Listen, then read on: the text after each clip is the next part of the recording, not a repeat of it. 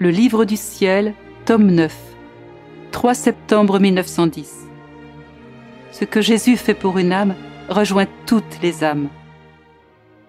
Me trouvant dans mon état habituel, Jésus très saint vint sous la forme d'un enfant. Il m'embrassa, me serra et me caressa longuement. J'étais surprise qu'il me fasse de telles démonstrations d'affection, moi si misérable. Je lui rendais ces marques d'affection, mais timidement.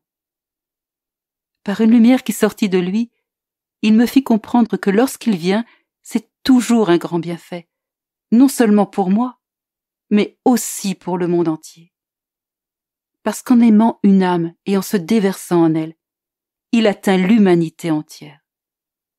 En fait, en cette âme, il y a plusieurs liens la liant à toutes les autres.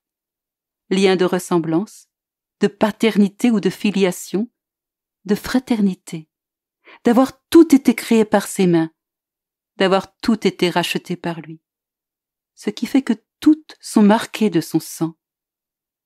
Par conséquent, quand il aime et donne des faveurs à une âme, les autres aussi sont aimés et favorisés, si pas complètement, du moins partiellement.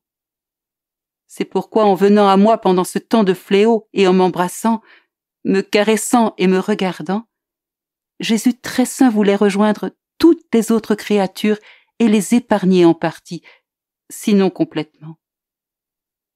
Par la suite, je vis un jeune homme, je crois que c'était un ange, qui marquait ceux qui devaient être affectés par des fléaux. Il semblait aller auprès d'un grand nombre de personnes.